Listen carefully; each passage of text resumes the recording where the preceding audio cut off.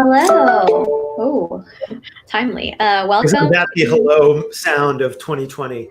It is. Welcome to day 73 of This Is Not Advice.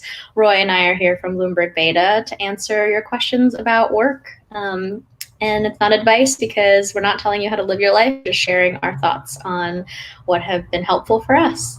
And so today, actually this week, we're going to answer some questions about like managing people. And today's question was, and I'm curious to hear your perspective on this, but how do I know if I have set unrealistic expectations as a manager on my team? Man, have I ever set a realistic expectation? Aim high. Yeah. I mean, look, this is one of these dilemmas because Snowflake didn't get to be worth $60 billion in no time flat by sequencing one reasonable expectation after another, is my guess. And at the same time, I think we've all had cases where somebody just asked us to do more than was possible and discredited themselves in the entire effort, and it just fell flat. So I definitely get the dilemma. And one of the quotes I often think about here, there's this Bernard Shaw quote. Forgive me for his use of the male pronoun as universal, but he says, "The reasonable man adapts himself to the world.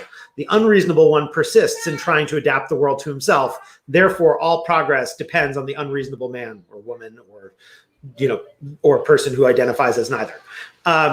And I think that is in essence true. And most people worry too much about being realistic and not enough about progress.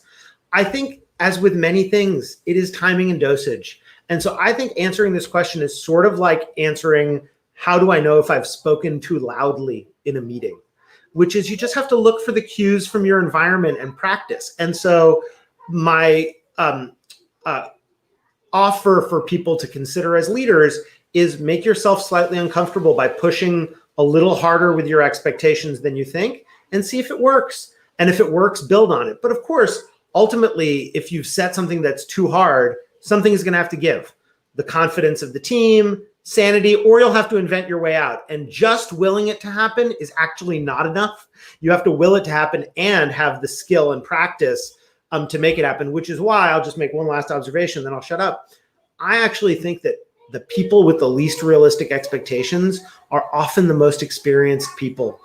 Not always, but often. And they know exactly what they're pushing for and whether that's okay or not okay. If you miss the number this quarter, like, is everything going to fall apart or not? And so it's a skill and context on the consequences and timing and dosage. And so just practice being unreasonable, because that's a skill.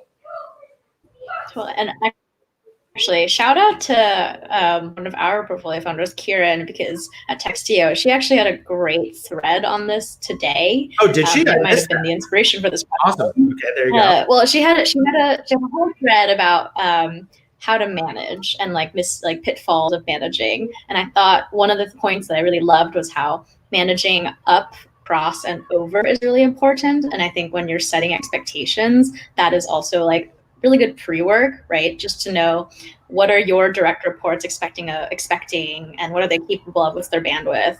Are you talking to your managers or whoever you're accountable to about what their expectations are? And then, like, how are your peers doing? Like, do you have to collaborate with them?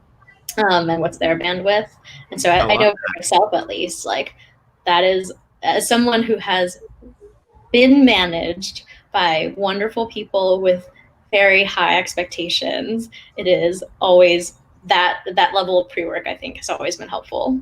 Yeah, I mean, in that Bernard Shaw quote, the next sentence is something about how, like, the man who listens to reason is lost, which obviously isn't true. Like, we have to logic our way through this. And what you're describing to me is a very savvy form of knowledge gathering that can inform the degree to which you can be unreasonable. Sometimes those huge acts of theater are the result of lots and lots of accumulation and preparation. It's not just willing it to be and then getting frustrated when nobody is working as hard as you are. That's what a dumb manager does, not a smart manager. So I love that. I'll check out Kieran's thread. Yeah, well, we'll link it to our Twitter too. Tomorrow we'll actually have a fun guest, so hopefully tune in, and we'll be talking about manager, dilemmas as somebody who is like starting a company. I love it. I love it. Well, please ask us your questions. This is a rich topic. We need to fill in much more in our compendium of not advice.